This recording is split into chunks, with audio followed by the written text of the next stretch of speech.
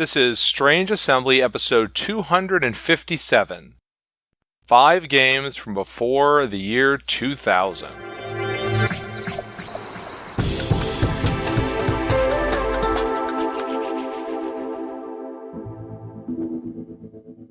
I'm Chris Stevenson, and this is Strange Assembly, your tabletop gaming podcast. You can find us on the web at www.strangeassembly.com.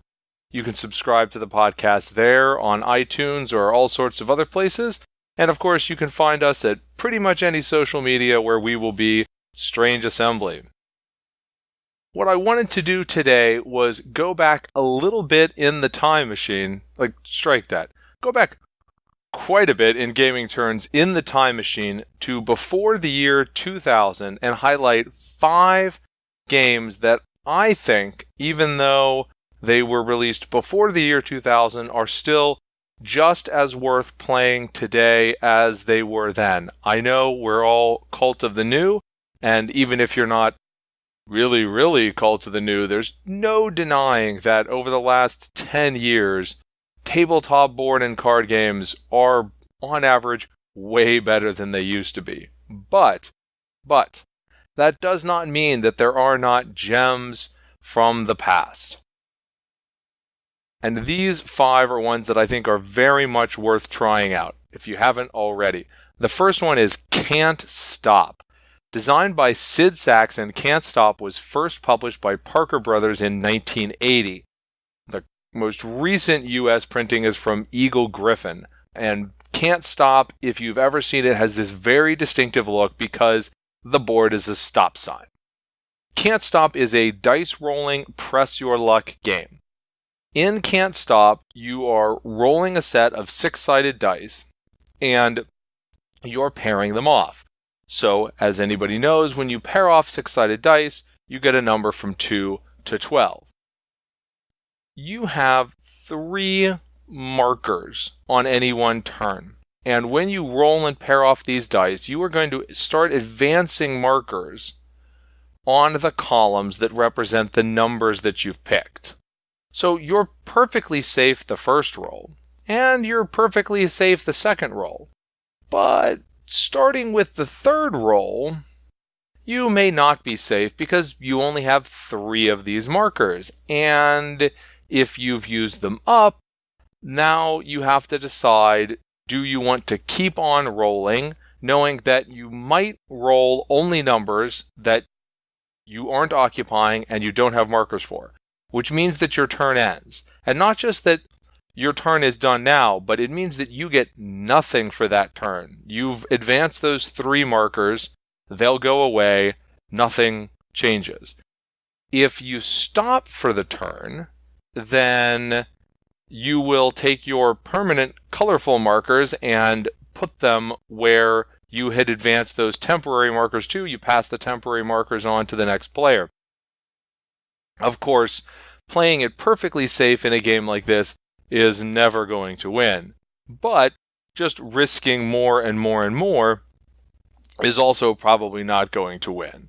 You have to think about what combinations you rolled the first time, what you're picking, how much more likely you are to roll a 7 compared to how much longer that track is than, say, a 2 or a 12, which you're pretty unlikely to roll, but has a very short track. It is a game that adults enjoy, even serious gamer and adults enjoy. It is a game that you can also play with kids. You can even have them learn a little bit of math, but most of all, it is just some pretty fast fun. Can't Stop by Sid Saxon, currently published by Eagle Griffin Games. Next, we'll jump 15 years ahead when we'll spend the rest of our time in the late 1990s, and we'll talk about Medici, which was published in 1995, originally from Rio Grande Games. The most recent 3rd edition was in 2016 from Grail Games, and this one is designed by Reiner Knizia. Now, if you know anything about the state of board gaming, say before 2005 or so, you'll know that an awful lot of the top level games produced had been designed by Reiner Knizia. And some of them, as with anyone who's prolific, some of them have aged well, some of them haven't. Medici is one that has really aged well. Medici is pretty much a pure auction game. It is played over the course of 3 rounds. And in each round, each player controls a cargo ship with a hold, and you're going to fill that hold with different goods that are going to come up on the auction block. And while collecting these goods, you're trying to get overall a valuable money-wise ship, because that's going to translate to points at the end of the round. But also, you care what kind of goods you're picking up, because at the end of each round, you're going to advance on a track for each of the goods, and then the players who are in first and second place on that track are going to get bonus points. When the auctions come up, one player is going to control, sort of, what's in the auction, in that they get to decide how many goods to throw in. They throw in one, decide whether or not they want to toss in another one, decide whether or not they want to toss in another one, up to 3. And this can make some bundles very lucrative. If you get a bundle that's 2 of the same color and they're high value, somebody is probably going to pay through the nose for that. If you get a bundle that's 3 different colors that's somehow still only worth a net value of 1, probably no one is going to bid on that. Of course, the more interesting things come in when you have more mixed bundles. Oh, this one has 2 that I really want, but it's also got a 0 that I've got no use for. But that's going to take up space in your cargo hold, and you have to figure out what is worth it then, especially since when you buy one of those 3 good bundles, that's taken up more than half of your cargo hold, and you might be left out in future ones. Auction games are not really a huge favorite of mine, but Medici is really straightforward, and it's really fun, and it's really good, and manages to actually be one of 2 auction games on this set of 5. But that is Medici, designed by Reiner Knizia, currently published in the United States by Grail Games. Next up is another Reiner Knizia game, which we'll call, for the sake of argument, Colossal Arena. This has been repeatedly reskinned. It was first published as Grand National Derby. It was reskinned and got some rules updates the following year in 97 as Titan the Arena. It was then modified a little bit more and published by Fantasy Flight Games as Colossal Arena. The most recent version of this was the Fantasy Flight Games Silverline version from 2007, which actually makes Colossal Arena the game on this list that has had the longest time since it had its most recent printing. It's the one game that you're more likely to need to go to eBay or the BGG marketplace to pick up, but still something that is available used for an entirely reasonable price. And I say Colossal Arena because it's the slickest production, it's got the best rules set. The best theming out of all of them was really Knizia's original, which is Grand National Derby, which was a horse racing game, because this is a betting game. Whether it's horses or spaceships or fantasy monsters, and it's fantasy monsters in Colossal Arena, you don't control a particular monster trying to win a round of arena combat as that monster. No. You are betting on the horses or the monsters or the aliens or whatever about who is going to be left standing at the end of this competition.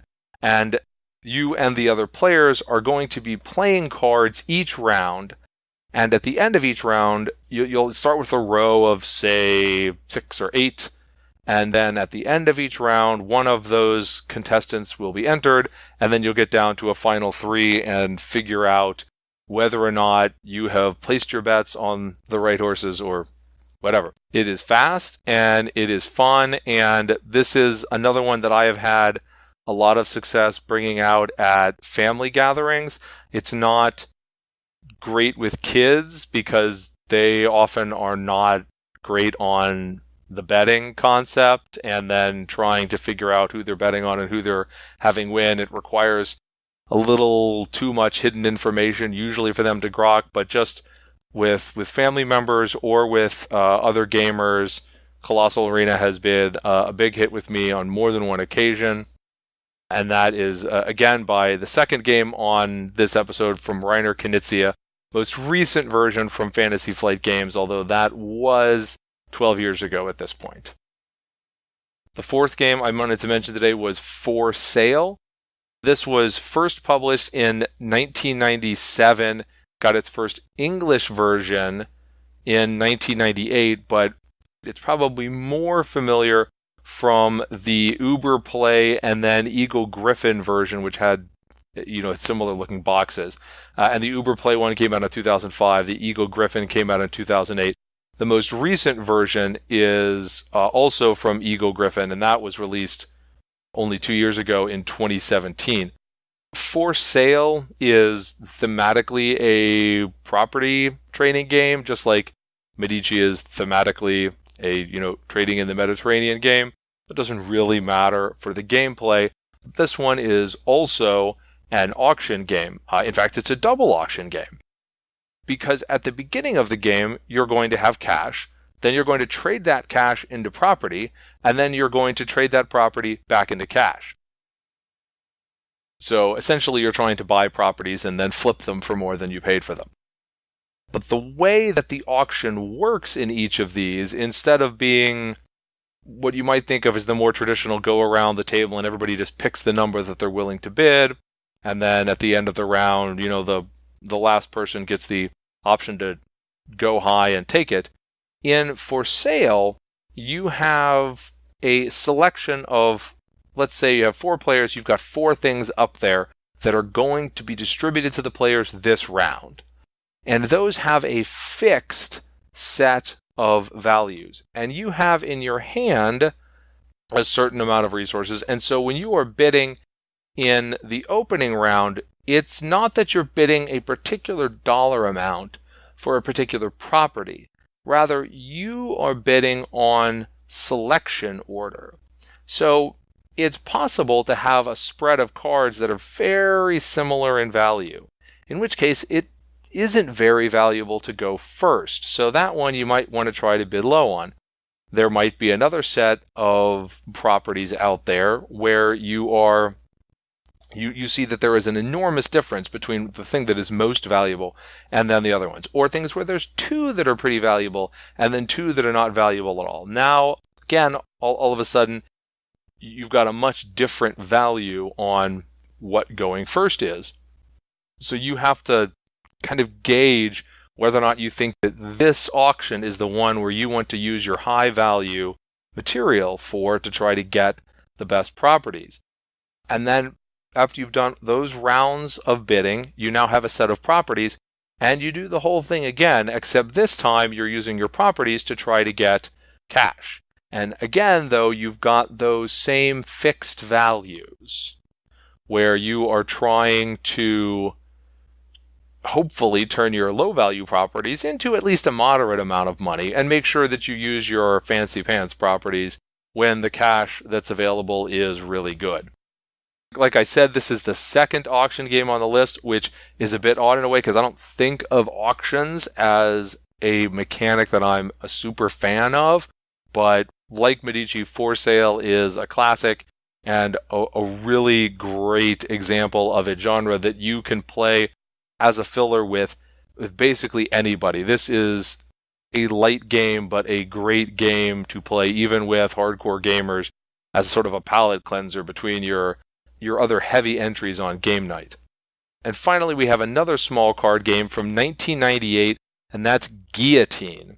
Guillotine, designed by Paul Peterson, was first published by Wizards of the Coast, second published by Wizards of the Coast, third published by Wizards of the Coast, and fourth published by Wizards of the Coast. It is indeed the only game on this list that has had one single publisher in the United States its entire run. Guillotine, from Paul Peterson, the theme of this game is indeed executing people in the French Revolution. The object is to kill the least popular nobles, right? You are an executioner. You want the crowd to love you. And the way you get the crowd to love you is by making sure that when it comes your turn to chop off a head, the least popular people are up there waiting to take their turn to visit Madame la Guillotine.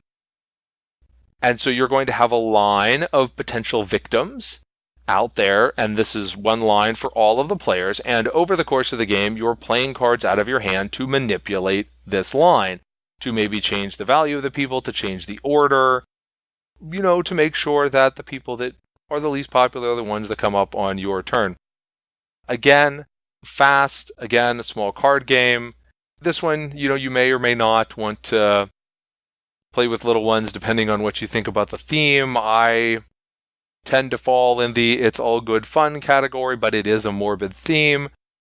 But this is another one. It doesn't have the cachet, I think, in the gamer community that For Sale does, but I think that Guillotine is also a really entertaining play, again, in this short filler category, and of course can be played at any of your family gatherings.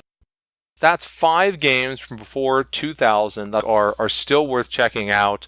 I know we usually talk about newer things on the podcast, but I wanted to take a little moment to take a look back and check out what some of the gems from the past are. Of course, if you go back to pre-2000 games, you also have a wide array of things like miniatures games and a handful of collectible card games that are still around, but I think everyone knows that Magic the Gathering is out there by now. I don't think it's a coincidence that these games are relatively light. Medici is the only one that could not be described as a filler. I think that those sort of streamlined classic mechanics have held up better as the hobby over the years has gotten more and more prolific with heavier board games and better designed heavy board games, and the quote-unquote Euro games where the heavy games shifted away from more of a dudes on a map, winner take all, to something where everybody gets to keep playing throughout the entirety of the game. So, to recap, those games were Can't Stop, Medici, Colossal Arena, For Sale, and Guillotine. I heartily recommend checking those out. You've been listening to Strange Assembly, your tabletop gaming podcast. You can find us on the web at www.strangeassembly.com. You can subscribe to this podcast there on iTunes, Apple Play, the Google Play Music Store, Spotify, anywhere that podcasts are sold. If you like listening to this podcast, we would especially appreciate it if you checked us out on iTunes or the Apple Podcast app, because that will let you leave us a rating or review. And iTunes is still the behemoth of podcast downloading services, so it's really important to have people leave ratings and reviews there, because that can help other people discover the podcast. You can find us on all the usual social media haunts. We are at Strange Assembly on Twitter, facebook.com/Strange Assembly, or Strange Assembly on Instagram. You can also reach me directly. I'm Chris at strangeassembly.com. I always like to hear your comments, your criticisms, your feedback. And finally, we would be eternally grateful if you visit us at patreon.com/strangeassembly and decide to support with a little tiny monthly pledge. But until then, I'm Chris Stevenson, and this is Strange Assembly. Never stop gaming.